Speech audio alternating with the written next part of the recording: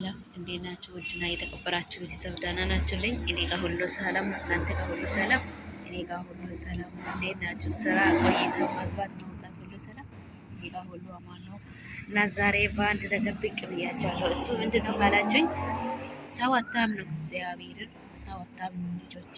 ሁሌም ብዙ ቀን ሚዲያ ላይ እንደዛ ይባላልን። ሰው አታምኑ፣ ሰው አታምኑ ምናምን ይባላል። እግዚአብሔርን ሰው አታምኑ። ይሄ ክለ የኔ እህት ነች ወንድም ነው፣ የኔ እህት ነች ወንድም፣ እሱ ወንድም ነው፣ እሷ እህት ነች ምናምን እንዳትሉ እግዚአብሔርን።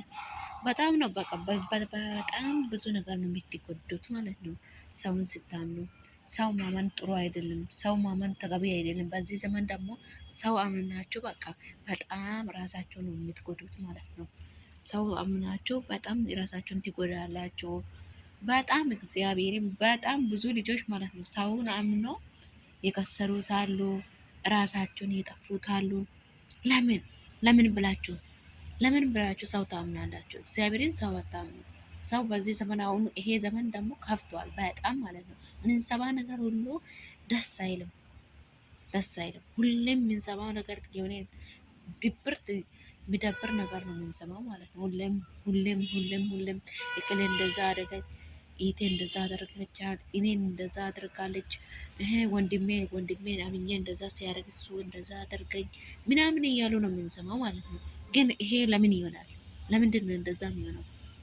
ለምን ለምን ሰው ታምናላችሁ? እግዚአብሔርን ሰው አታምኑ። እግዚአብሔርን እኔም አምኜ ማለት ነው ሰውን አምኜ በጣም ከሰው ማለት ነው ሰው የጎዳኝ ሰው አውቃለሁ የጎዳኝ ማለት ነው። ሰውን አምኜ ጥሩ ነች ጥሩ ነው ብለን አምነን ራሳችንን ነው የምንጎዳው።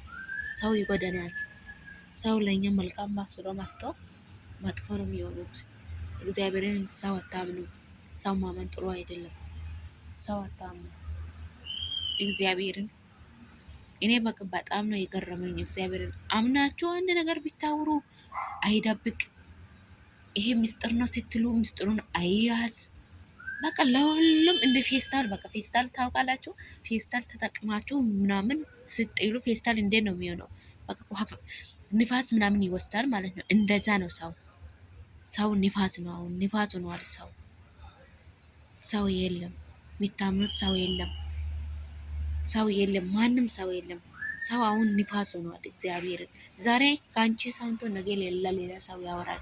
ዛሬ ደግሞ ከአንተ ሰምቶ ነገ ደግሞ ለሌላ ሰው ያወራል። በቃ እንደዛ ነው ሰው። ሰው አታምኑ። ሰው ማመን ጥሩ አይደለም። ሰው ማመን ማጎዳት ነው። ትጎዳላችሁ ሰው አምናችሁ። በዚህ ዘመን ደግሞ ሰው ማንም የኔ ነው የምትሉት ሰው ማለት ነው ማንም ሰው የለም። ሁሉም ተበላሽቷል። ምስጢራችሁ የሚጠብቁ ሰው የለም። እንደዛ ሊያደርግ ነው ብላችሁ ካነገራችሁ ለራሳችሁ ጠላት ነው የምትፈጥሩት ማለት ነው። እና ሰው አታምኑ። ሰው ማመን ጥሩ አይደለም። ሰው ማመን ይጎዳል። ሰው ማመን በጣም ነው የሚጎዳው። ሰው አምናችሁ በጣም ነው የምትጎዱት። ትጎዳላችሁ ሰው አምናችሁ። ሰው አታምኑ። ሰው ማመን ጥሩ አይደለም። ሰው ማመን ደግሞ ይጎዳናል። ልጆች ሰው አታምኑ። ሰው አታምኑ። በዚህ ሰዓት ሰው ማመን የለበትም። ሰው እየጎዳን እያሳየን ነው። ብዙ ልጆች እያያችሁ ነው። በሶሻል ሚዲያ ላይ እያለቀሱ ነው ያሉት። በማ ምክንያት ነው? በይት በወንድም እርስ በራሳችን ምክንያት ነው። በጣም ልጆች አንድ የታችን ካያችሁን እኔ ሚዲያ ላይ አይቼ ነበርና ባሏ ገንዘብ ሰርታ ራሷን ዝቅ አርጋ ላቧን አንጠባጥባ ደሟን ተፍታ ሰርታ እየላከችውን ብር 8 ዓመት ሙሉ ሰርታ የላከችውን ብር ማለት ነው። እሱ ሌላ ሚስት አግብቶ የራሱ ህይወት በከፋ ብሎ ፋሽ ብሎ ከሷ ጋራም እያወራ ማለት ነው። እሷ ነገን አስተካክላለሁ የኔ ባል ነው። አንዳንድ መልካም ባሎችም አሉ የሚያስቡት ለሚስት የሚያስቡት። እሷ እኮ ለኔ ጨምራለሁ ብላ ነው የሰው ሀገር የወጣችው። የሰው ሀገር የወጣችው ለኔ ብላ ነው፣ ለቤቴ ብላ ነው፣ ለኔም ለሷም ብላ ነው የወጣችው ብሎ የሚያስቡ ወንዶችም አሉ። ግን አንዳንድ ወንዶች ምን ሆናችሁ ነው? ግን እግዚአብሔር ምን ሆናችሁ ነው? እሷ እኮ የሰው ሀገር ላይ የአሰሪዎች ጭንቀት፣ የልጆች ጩኸት ሁሉንም ችላ ራሷን ዝቅ አድርጋ ሰርታ ሲልክ እናንተን ለምን ታጠፋላችሁ? የጠላት ገንዘብ ነው። ምስት አይደለችም? ወንድም ብትሆንም ኢቱ አይደለችም? ኧረ አታጥፉ። እና 8 ዓመት ሙሉ ሰርታ 8 ዓመት ሙሉ አስበው 8 ዓመት ሰው ሀገር ላይ ሰው ቤት ላይ አስበው ስንት መከራ አለ፣ ስንት ጭንቀት አለ። ይህ የሀገር ናፍቆት፣ የቤተሰብ ናፍቆት፣ ልጅ ካላት የልጅ ናፍቆት ብዙ ነገር አላት፣ ብዙ ምኞት አላት። እንደ ሰው ወታ መዝናናት እየፈለገች ዋጥ አርጋ እየሰራች ነገ ይደርሳለሁ፣ ነገ ሌላ ቀን፣ ነገ ይለወጣሉ ብላ ስልክ ደግሞ እዛ ያሉ ሰዎች ደግሞ ይበላሉ፣ ይጠጣሉ፣ ሌላ ሚስት ያገባሉ ማለት ነው። ምን ለምንድን ነው እንደዛ ማድረግ? ጥሩ ነው? ፈጣሪ ይወዳል አይወደም? እንደዛ አታርጉ። እግዚአብሔር እንደዛ ማድረግ ጥሩ አይደለም። እንደዛ ማድረግ ጥሩ አይደለም። እንደዛ አታርጉ ለማለት ፈልጌ ነው። እንደዛ አታርጉ። እግዚአብሔርን እንደዛ አታርጉ። ለምንድን ነው እንደዛ የምታረጉት? የጠላት ገንዘብ ነው እንዴ? ሰርታ ደክማ እኮ ነው የምታመጣው። ሰርታ ደክማ ጥራ ነው የምታመጣው። ምን ታጠፋላችሁ እናንተ? ለምን ብላችሁ አታጥፉ። እሷ በጣም ብዙ ጭንቀት፣ በጣም ብዙ መከራ ሁሉንም አሳልፋ የሚገባው ያንን ካወቃችሁ ብር አስቀምጡ። ገንዘባችሁን አታጥፉ። የልጆቻችን ገንዘብ እግዚአብሔር በጣም ነው ይሄንን ነገር ሲያስብ በጣም ያናድደኛል። ለምን እንደሆነ እኔ እንጃ አላወኩም። እኔም ስላየሁት ስለሆነ በጣም ነው የሚያናድደው።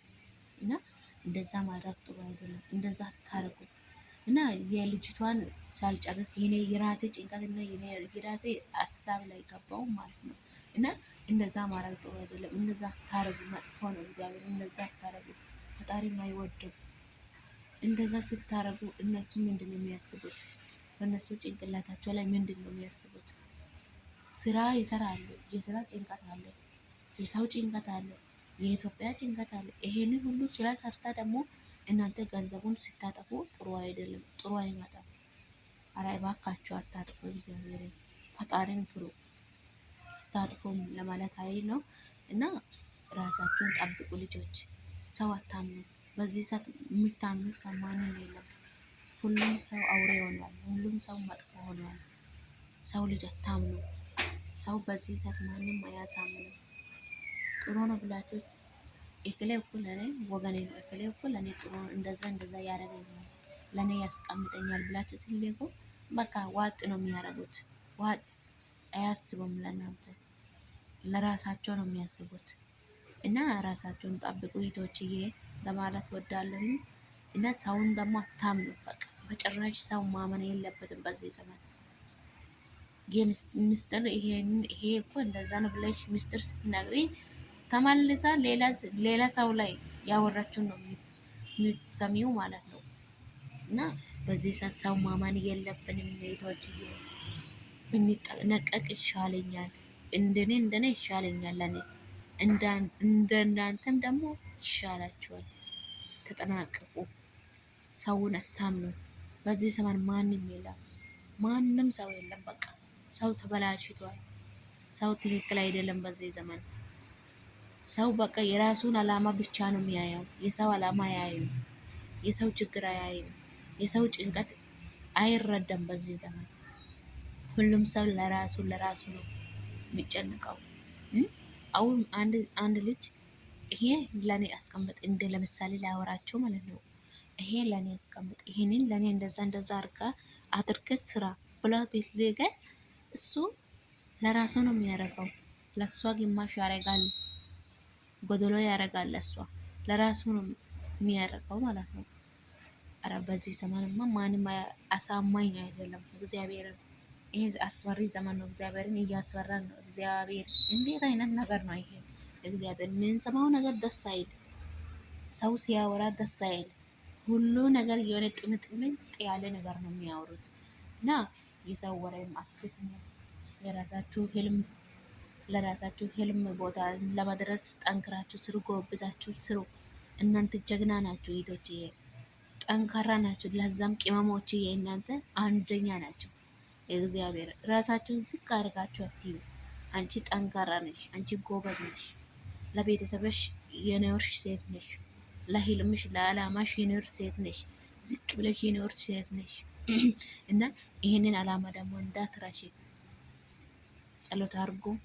ወዳችኋለሁ። ፈጣሪ አምላክ ይጠብቃችሁ። ቻው። በአዲስ ቪዲዮ እንገናኛለን። ባይ